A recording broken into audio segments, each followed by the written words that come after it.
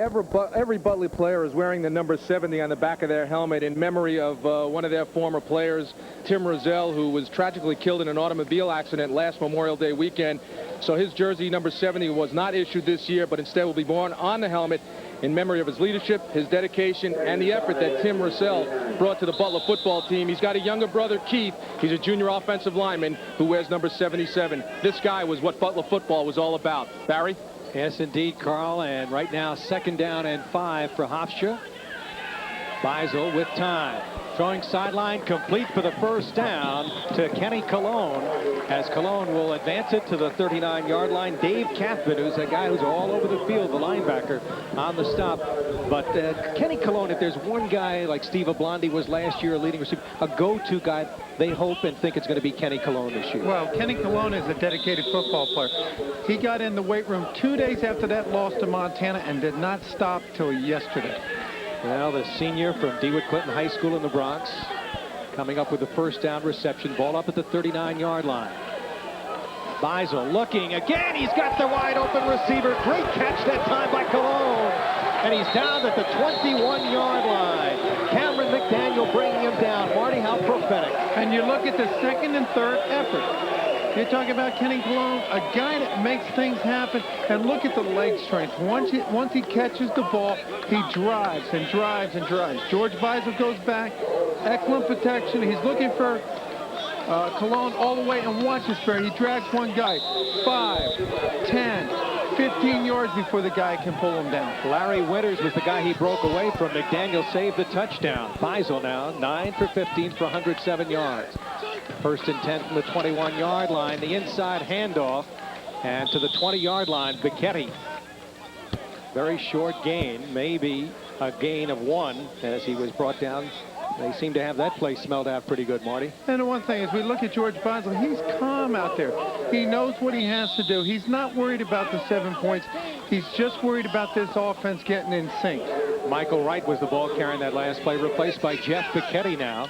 Give him a pickup of 2. They mark it at 2nd and 8. Hofstra looking to tie it up here early 2nd quarter. Beisel looking deep. Throws incomplete. There's a flag on the play back in the backfield. Dan Manjo was putting the pressure on the quarterback, and going up high for that ball was Rafael Morales, but he couldn't hold on. And there's another pass by Morales that has to be caught. It looks like it's going to be a penalty on the Flying Dutchman of holding. They're going to back the ball up. Boy, Manjo was really putting the heat on that time. We mentioned he had gotten hurt earlier in that 1st quarter.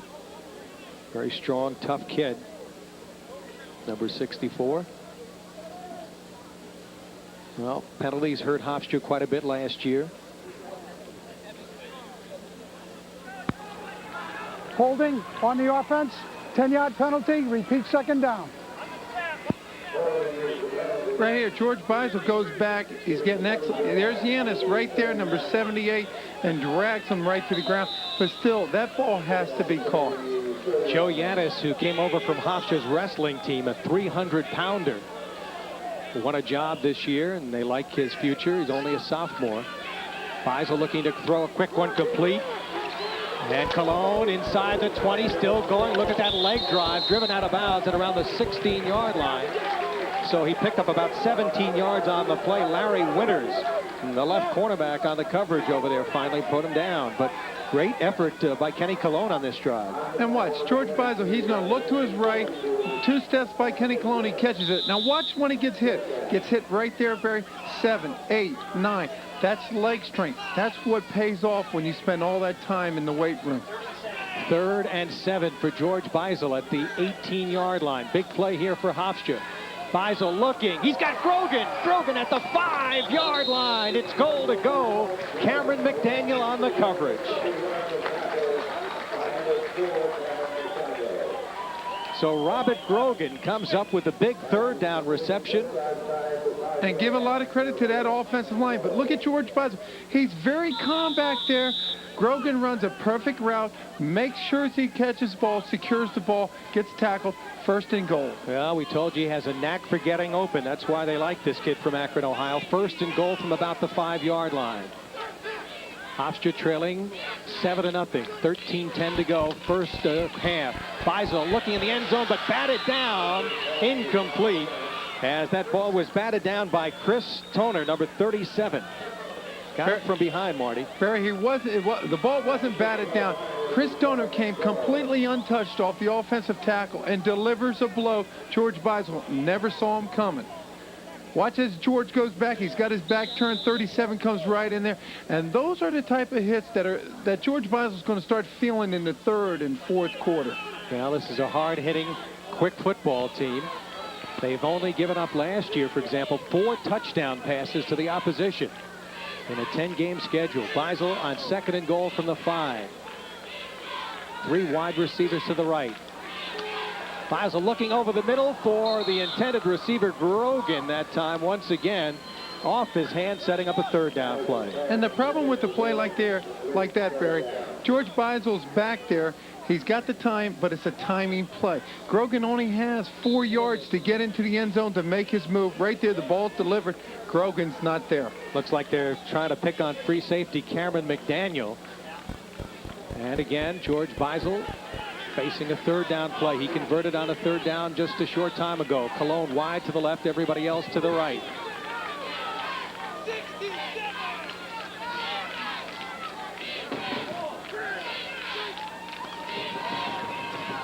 Beisel throwing, Grogan, touchdown! 3rd catch of the evening for Robert Grogan. Cameron McDaniel again was the man who was beaten on the play. And it was the same play that they ran the play before. George Beisel just takes a deeper drop. He delivers the ball, giving Grogan the opportunity to make the cut, to get into the end zone, and to make the catch. Now Grogan, who was red-shirted last year, out all year with an ankle injury. Waldo Shansky to do the place kicking. The holder is Brian Clark. This to try to tie the game. Olshansky's kick looks good. And we are tied at 7-7. 12:54 to go in the 2nd quarter. And one thing that Hofstra has done in this drive, Marty, is convert on 3rd downs twice, something they did very poorly last year in that area, 31%. Right here, watch George Beisel. He takes a 5-step drop this time. 1, 2, 3, 4, 5. Delivers right there. The same play, Grogan makes an excellent catch. Remember, Barry, the play before, Beisel takes a 3-step drop. Grogan cannot make it to the ball. Here as we look from behind, he's taking it, he's rolling it. Grogan's wide open, comes across, brings Hofstra back into the game, and brings the crowd back into the game. No question about it. Beisel now 12 for 19 for 139 yards. And there's a look at the young man from Akron, Ohio, an education major, who was a wishbone quarterback in high school. And yeah, he's a happy young man right now. And here's a young man that has size and speed, Barry. 6'2", 200 pounds, and he knows how to get open. And we haven't seen anything of Wayne Cribette so far in the ball game tonight. He actually beat out Cribette, who was bothered by a concussion. Beat him out for one of the starting jobs.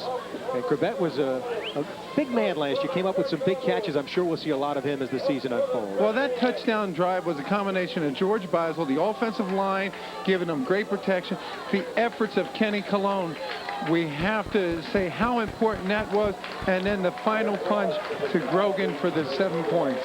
Yes, Kenny Cologne making some big receptions. As we look at the deep man, Voss to receive the Olshansky kick. Olshansky's first kickoff went into the end zone. This one not nearly as good. Voss will take it at the 15-yard line. An excellent return man. And he's down as he got to the 31-yard line. Dante Gillum, who was a great special teams player last year, on the stop. So it'll set up a 1st and 10. Take away the one big play, the 85-yard touchdown pass. Hofstra's defense has done a pretty good job against this Butler team so far. Well, Hofstra went 10 plays in 76 yards, a little more than 2.5 minutes. And, of course, Kenny Cologne making some big catches for the touchdown. Grogan, 5-yard reception on the 29th career touchdown pass from George Beisel. So Jason Stahl on the pitch to Johnson. Johnson trying to turn outside, bounces off a couple of guys, got to the 35-yard line. Jeff Johnston, as they strung the play out nicely on the tackle. And Hervé Damas is doing an excellent job coming up there, taking out the lead blocker, getting the part of the jersey. Even though he doesn't make the tackle, he's slowing that runner down enough so that Jeff Johnston can come over there and finish him off. And there is George Beisel, the young man who was voted co-captain. 98% of his teammates voted for. Only 2 guys didn't vote for him in the entire team. And that's pretty much pretty high numbers to get 98% voting for you. They go on the inside handoff to the fullback, Stahl, and Joey Driver stops him, but not before Stahl picked up the first down. Or rather, check that. Steve Ewell picked up the first down. The 5'10 junior, pre-med major from Westchester, Ohio. And now they'll make changes in the lineup as we see Kevin Gribbins coming in, number 1, as a wide receiver. Hill not in the ball game right now. Gribbins winding up as a wide receiver to the right, and Voss to the left. And they look for the tight end, Dixon. The pass incomplete. First time they went to Travis Dixon. Joey Driver, the linebacker, on the coverage. It'll set up a 2nd and 10 at the 41-yard line. And very close to being a penalty there. Joey Driver closed on him. Ball's not catchable. They cannot throw the flag. Well, moving to a new position, Marty, maybe you can talk about it. Joey Driver, always an offensive player. You're going to make some mental mistakes, but they love his physical ability on that side of the ball. Well, anytime that you have a fullback that likes to hit people, he's going to be very successful over there. But when you have a super back like Jeff Bicchetti that can run the ball, that can catch the ball, take the athlete. Joey Driver, moving the defense, let him help your defense. 2nd and 10.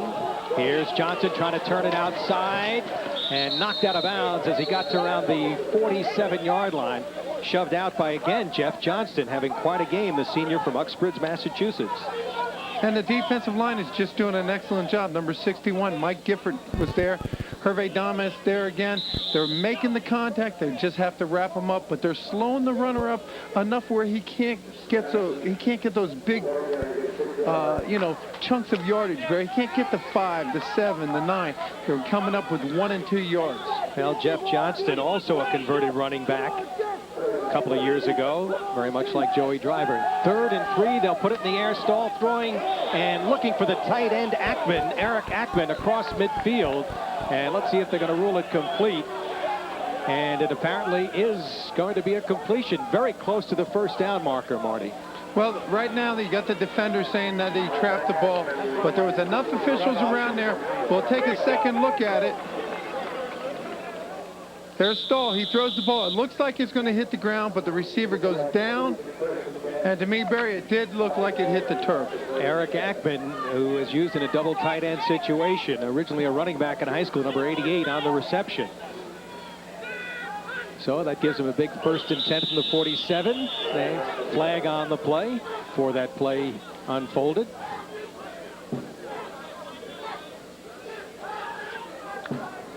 And our referee Arthur Bellows will let us know. Dead ball foul. Encroachment. Defense. Encroachment against the defense. Let's go down to the field, and here's Carl Reuter again.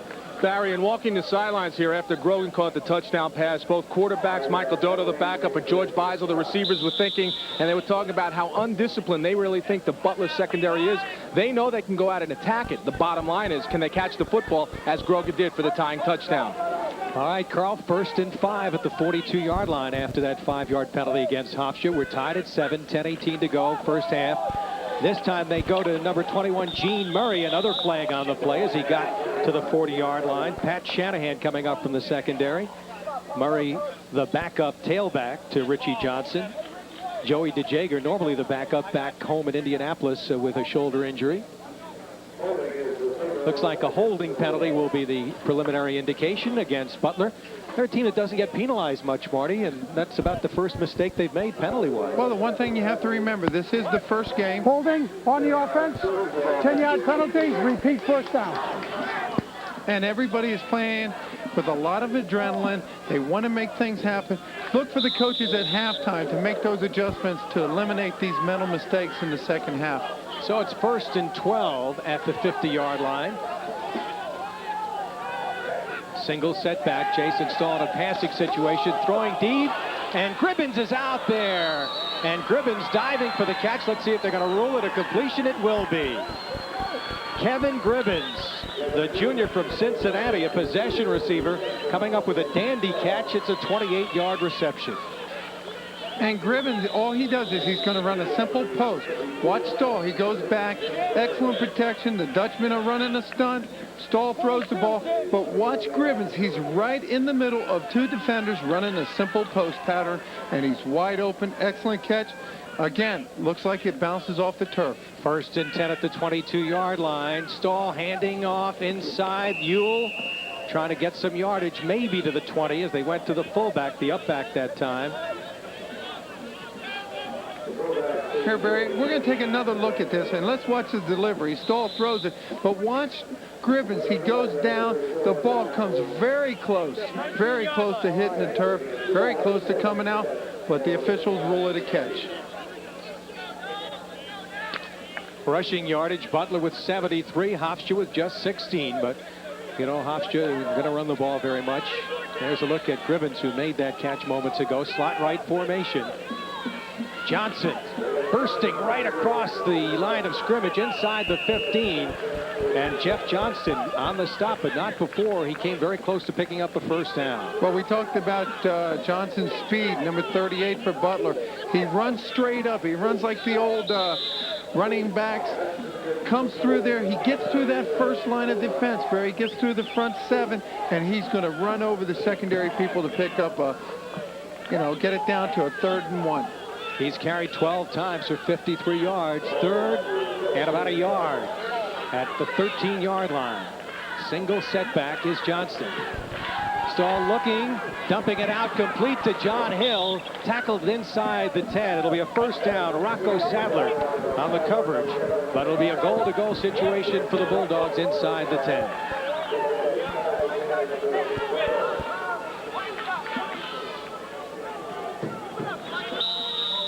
And here it is from the line of scrimmage. Stahl goes back. It's just a slight bootleg. Hill's out there in the flat.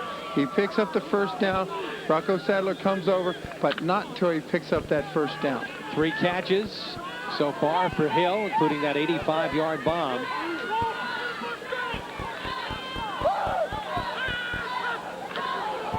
Johnson again inside the 5, slanting off the right side of the line down to around the 4-yard line. Vinny Paisano on the tackle, but they're having a tough time stopping Richie Johnson here. Well, once Richie Johnson makes it through that front 7, this man is powerful. He's 6'1", 210. He runs straight up. He's giving you an opportunity to hit him, but if you don't tackle him at the line of scrimmage, he has too much speed and too much size for the secondary people to bring him down alone. Johnson, a finance major out of Milwaukee. Now they bring in Mark Villani in as the fullback in front of Johnson. Johnson following Villani, but he stopped at the line of scrimmage, stopped at around the 5-yard line. Dante Gillum, who may be the hardest hitter on this team at 5'9", 185, coming up from the secondary.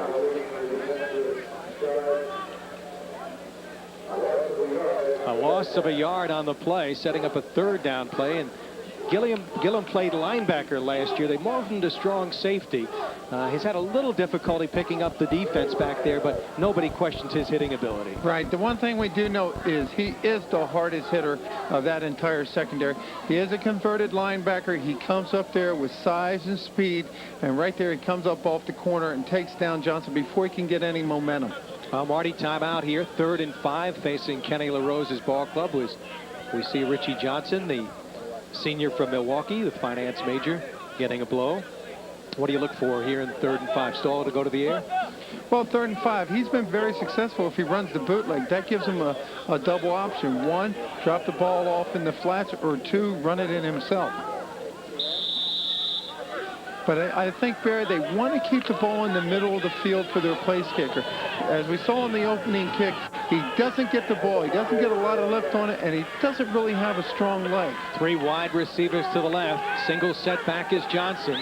Stahl looking left, in trouble. Tyler, and he's swung back at the 15-yard line. Emory Tyler leading the charge. There was Driver in there as well. And a big play defense comes up big once again for Hofstra here. And Vinny Leone was also there. There's pressure by everybody. Emory Tyler coming off. Watch him get off on the snap. Emory Tyler takes that step inside. He beats the offensive guard. Here he is. He pushes him out to Leone. That big play by two big defensive linemen. Todd Schaefer, number 57, the center, was the man he beat on that play. Here's Kelly's place kick attempt from the 21-yard line. A 31-yard attempt for the freshman. He shanks it. They can return it here. The ball down at the 9-yard line, and Hofstra will take over 1st and 10. Well, Barry, we said Kelly didn't have a strong leg, and right there I think that's an indication. I don't know if the ball was tipped, but there's a big play by the defense. Time out of the field. The Hofstra fans enjoying it. The Dutchman defense doing it. We're tied at 7. We'll be right back.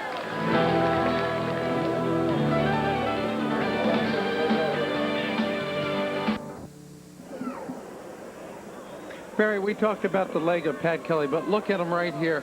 He comes up, the approach is good, but watch the head come up, comes underneath the ball.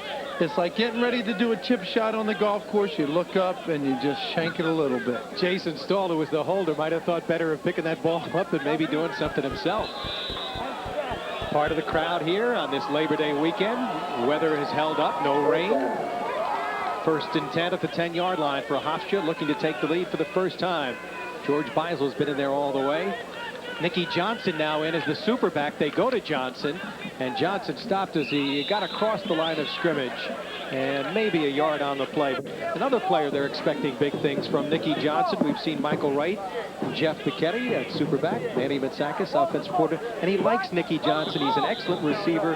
He thinks he could have a big year as well as a super back. And he's a strong runner, and he'll alternate with Pichetti, alternate with Wright, give them a chance to take a breather and also change up that backfield look. He's very elusive, had an excellent camp. He's got 4.5 speed. Nicky Johnson out of Austin, Texas. We saw him a little bit last year before he got hurt. Very shifty running back. And again, they'll stay on the ground here, but nothing doing. And it'll set up 3rd and long situation. So the Hofstra crowd surprised at 2 consecutive running plays by the Flying Dutchman. And you have to wonder yourself, because George Beisel, Kenny Cologne, they had things going, Grogan, and now they come back. They're already backed up, and now they put themselves in a 3rd and 7 situation. Wayne Crabette in the ballgame for the first time. Officials stopping play for the moment. No time showing on the clock, the play clock, but it's maybe not working.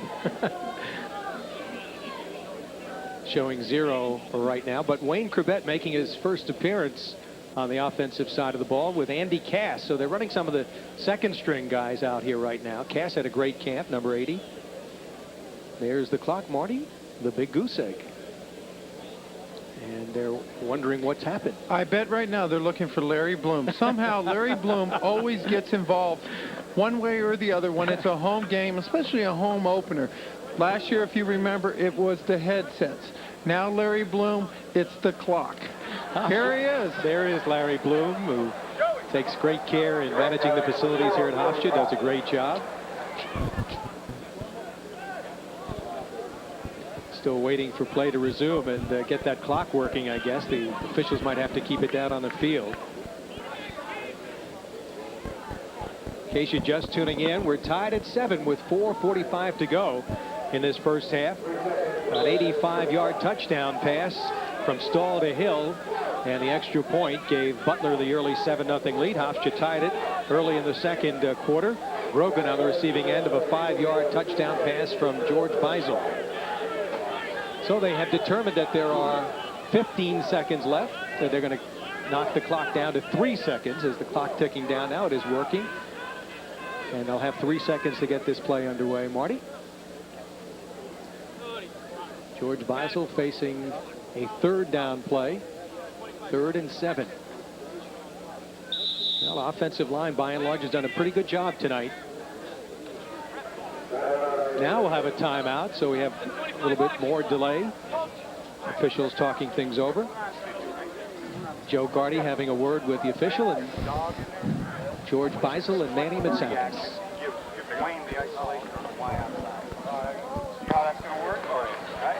So we roll left, that free safety jump Wayne will be in. That's fine. Listen, we're not going to have George, the official's going to have it, so Okay, hey, make sure they know it's 30, and it's a stay calm for your superback. Hey, where's Jeff McKinney? Get in there, superback. Stay calm. Stay calm. Why outside? Jeff, Nick! Yeah, could have some interesting kind of a play here, Marty. Hurry up, Nick! Come on, Nick! 3rd and 8. Jeff Pichetti has come back into the ball game as the superback. See if they blitz here. And they had Bolin, number 75, Terry Bolin, crossing the line of scrimmage very quickly. But Joe Yanis might have been moving, the offensive guard. Dead ball foul. Illegal procedure. Offense. Well, you have those offensive linemen sitting there for that long, and they're so anxious. These young guys have been doing an excellent job. Right there's a mental mistake, but you can't blame them. 6th penalty for Hofstra in this first half. So now it is 3rd and 12 as they back up to the 6-yard line. Beisel from the end zone. In trouble. Throws as he was almost sacked. It's going to be incomplete. Steve Shamella and Jason So the closest to the ball. There are a couple of flags on the play. Ineligible receivers over there. Terry Bolin, who put the pressure on before, number 75, was in there once again. They're going to call it a safety, Marty. And I think that's a good call right there because George Beisel, he was wrapped up. He was ready. No. We have intentional grounding by the offense in the end zone. Safety. Excellent call, Barry. Watch, George Beisel goes back. He's going to get pressure. He's got to deliver the ball right there. The offensive linemen are doing an excellent job, but right there he's wrapped up by number 75. It should have been blown dead right there. Bolin has him for a safety.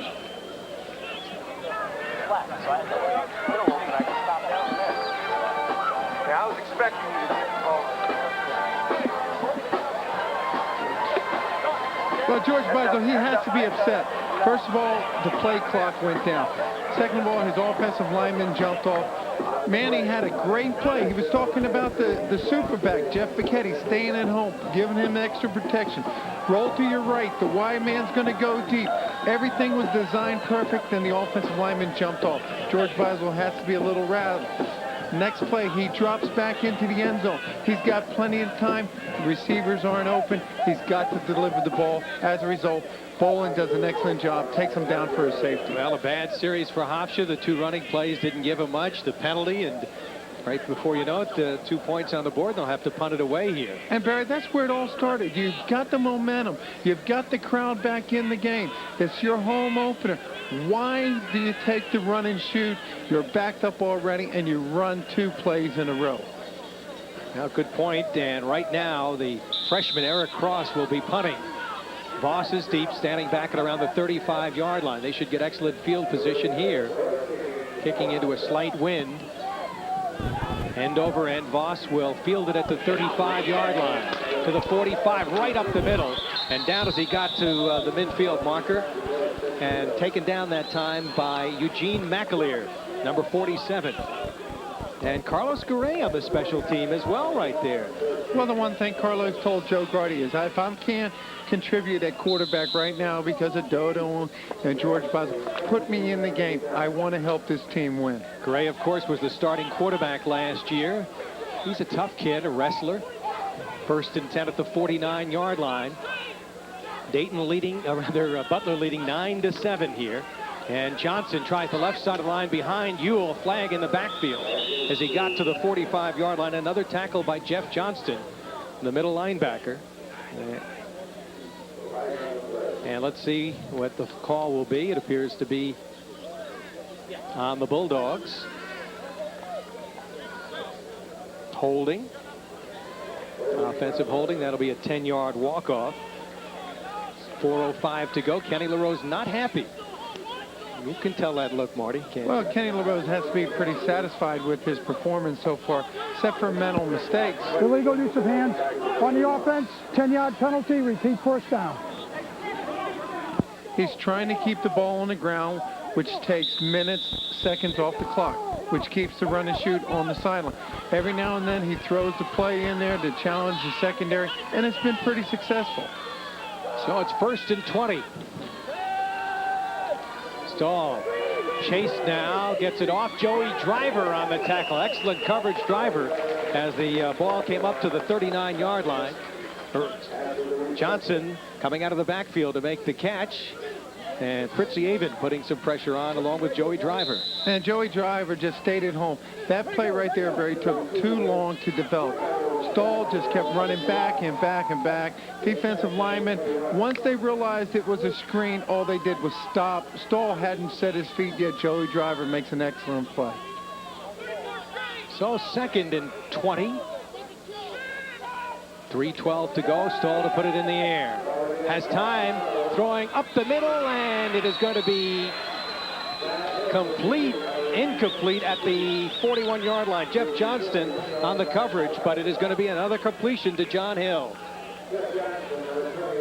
John Hill coming up with that ball on the knees. 19-yard completion. It's shy of a first down. Boy, that's a big completion, Marty. And Stahl goes back. He's got plenty of time.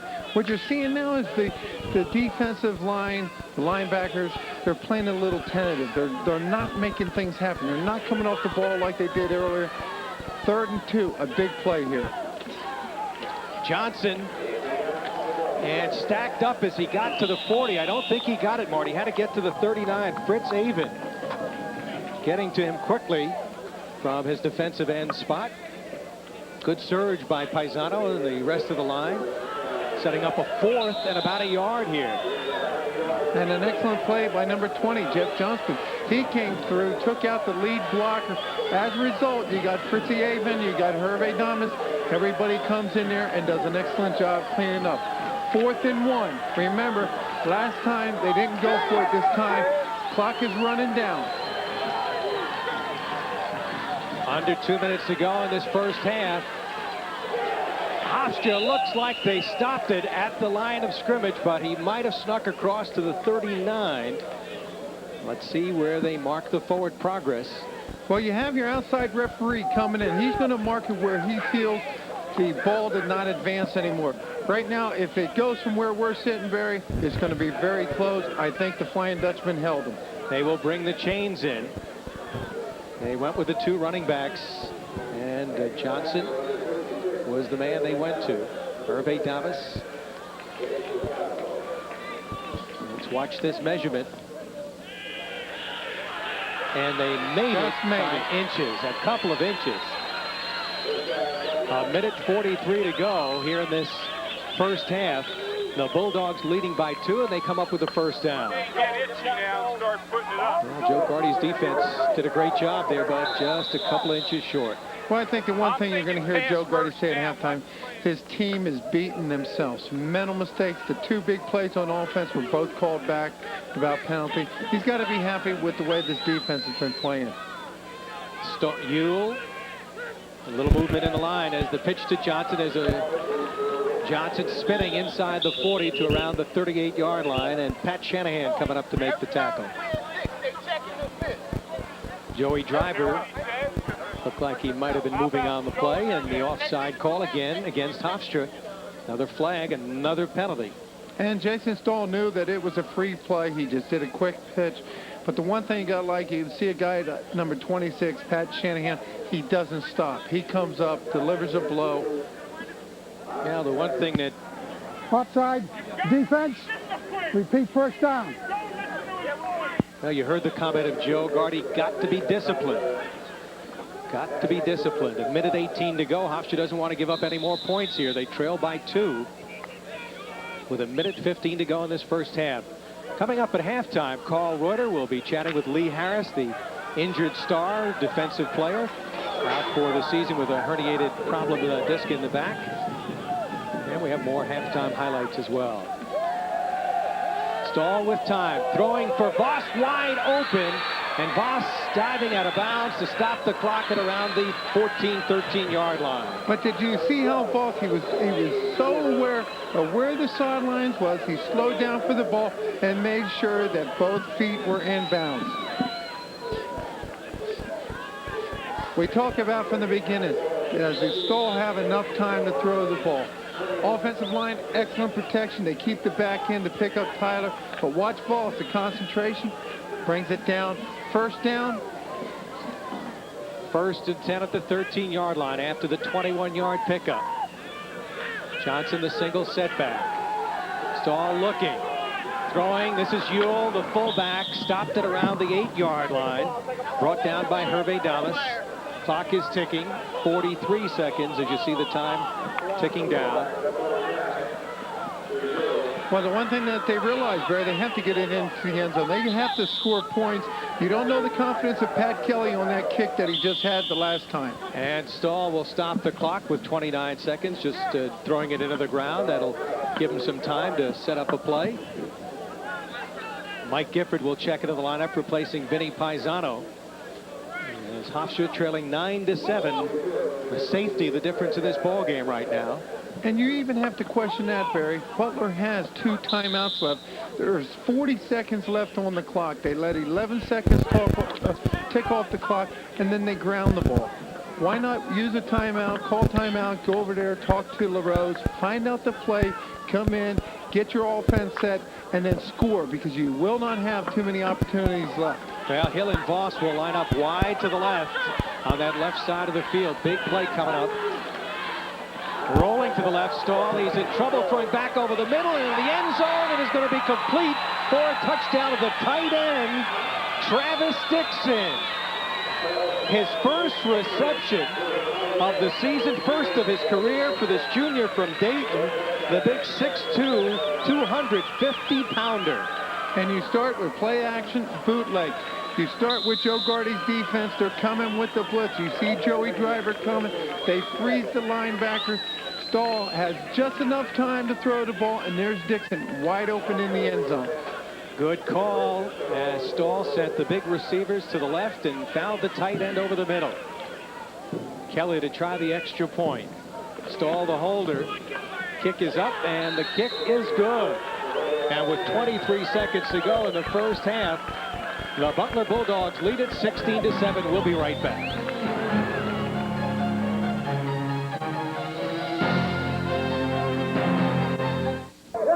23 seconds to go, first half. Boy, the last 5 minutes of this first half have been pretty bad for Hofstra. They had tied the score. Now let's take a look at the touchdown right here for the Bulldogs. Watch Stahl. It's a little play action. He fakes into the line. He fakes the boot. He comes back, sets his feet right there, and Dixon's wide open because the linebackers had blitzed. Dante Gillum, the strong safety, late on the coverage there as the big tight end was wide open right under the goalpost. White kicking off. Bicchetti will take it at the 6. 25. And that's it. And Kevin Morris, number 19, coming up with a good stop. So with 17 seconds to go, Hofstra down right now by 9. And that summary, 8 plays, 49 yards, 3 minutes, 49 seconds. Dixon on the receiving end of the 7-yard pass from Stahl. Stahl has thrown a couple of touchdowns. Let's see what Hofstra will do with a couple of plays perhaps left here. Faisal will not get it off, sacked at the 25-yard line. And that right there is a coverage sack, Barry. You cannot expect your offensive lineman to go back there and hold off the defensive line, the linebacker, for 12 seconds. Right there, George Beisel, he's got to be aware that they're 9 points down. There's only 9 seconds left in the clock. If you throw an interception, it's no big deal because you're going to go into the locker room and try to resolve everything at halftime. Unload the ball. Sean Bays with that sack, the defensive end. Filling in for the injured Elgin Reese. 9 seconds you see remaining on the clock in this first half. Hofstra's never led. They trailed 7-0, tied it at 7. George Beisel is taken to the end zone, a safety, grounding the ball in the end zone. And then the touchdown pass a short time later. And Hofstra finds themselves down by 9. This could be the last play of the first half. Looking for Cologne. He's got it. Cologne at the 43-yard line. 2 seconds showing on the clock. Cameron McDaniel on the stop. So Hofstra at least will get one more play here. But Kenny Cologne has had a good first half, coming up with another reception. And that's the leadership and the awareness. That's why Joe Gardy has George Beisel in there. As soon as the completion was made, George, he didn't keep eye on Kenny Cologne. He went right to the referee. As soon as he was down, he called timeout. Fourth reception for Kenny Cologne in the first half. George Beisel has had a good first half. He has not been intercepted. Just run 60 double switch with the stay call. Where's Jeff McKinney? Get in the super back. We got a stay call, Jeff. Mike, come on out. Okay, we're going to go double switch. Okay, so we got to go. The end zone. Okay. All right, Mike. Go, guys.